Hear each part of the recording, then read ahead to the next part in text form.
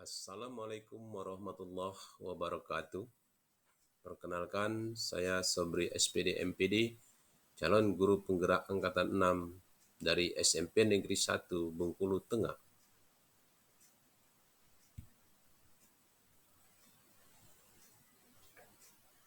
Saya akan memaparkan demonstrasi konteks modul 1.1, yaitu mendesain sebuah strategi dalam mewujudkan pemikiran Ki Hajar Dewantara berupa pendidikan yang berpihak pada murid. Salam guru penggerak, tergerak, bergerak, dan menggerakkan. Azas-azas pendidikan Ki Hajar Dewantara. Pertama, perbedaan pengajaran dan pendidikan. Kedua, pendidikan yang menuntun. Ketiga, pendidikan yang berpusat pada anak.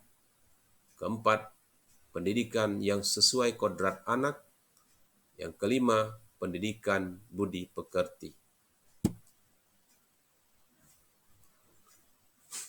Perbedaan pendidikan dan pengajaran.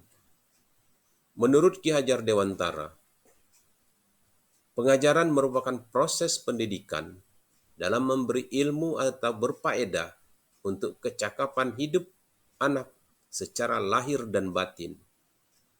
Sedangkan pendidikan memberi tuntunan terhadap segala kekuatan kodrat yang dimiliki anak agar ia mampu mencapai keselamatan dan kebahagiaan yang setinggi-tingginya, baik sebagai seorang manusia individu maupun sebagai anggota masyarakat.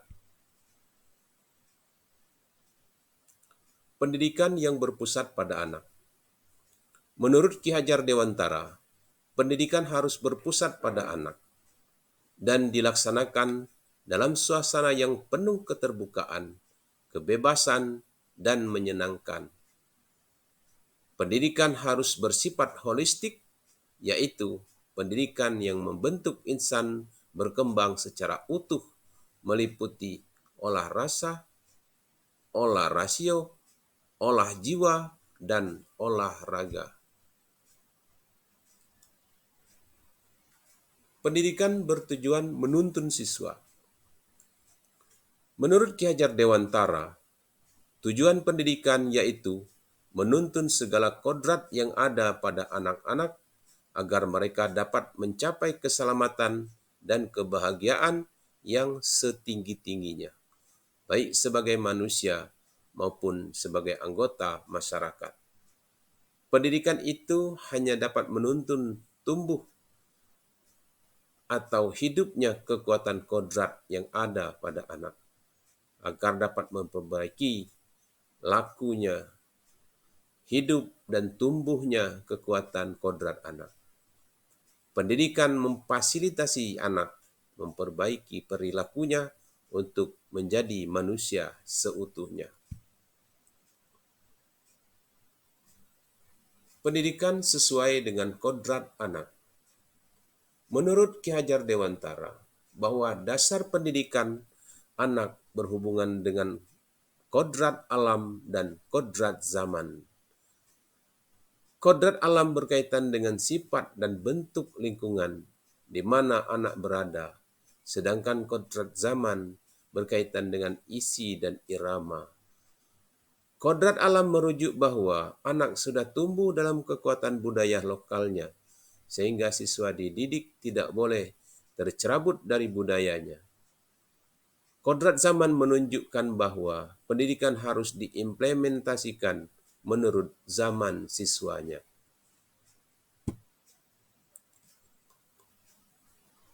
Pendidikan budi pekerti. Menurut Ki Hajar Dewantara, budi pekerti merupakan keselarasan, keseimbangan hidup antara cipta, rasa, karsa, dan karya. Keselarasan hidup anak dilatih melalui pemahaman kesadaran diri yang baik tentang kekuatan dirinya, kemudian dilatih mengelola diri agar mampu memiliki kesadaran sosial bahwa ia tidak hidup sendiri dalam relasi sosialnya, sehingga ketika membuat sebuah keputusan yang bertanggung jawab dalam kemerdekaan dirinya dan kemerdekaan orang lain. Budi pekerti melatih anak untuk memiliki kesadaran diri yang utuh untuk menjadi dirinya dan kemerdekaan orang lain. Implementasi di sekolah. Pemikiran-pemikiran Ki Hajar Dewantara tersebut dapat diimplementasikan di sekolah melalui 1. Pembelajaran berdiferensiasi. Melalui pembelajaran berdiferensiasi, anak difasilitasi untuk belajar sesuai dengan kebutuhan dan kebiasaan belajarnya. Kedua, dengan pembiasaan budaya 5S, senyum, sapa, salam, sopan, dan santun. Yang ketiga, dengan pembelajaran P5. Melalui pembelajaran P5, anak difasilitasi untuk belajar sesuai dengan kodrat alamnya dan juga sesuai dengan kodrat zamannya. Yang keempat, kegiatan ekstrakurikuler.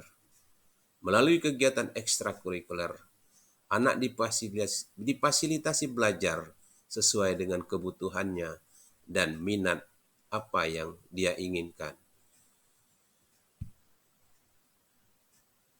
Demikian demonstrasi kontekstual modul 1 atas pemikiran Ki Hajar Dewantara dan strategi pelaksanaannya di sekolah.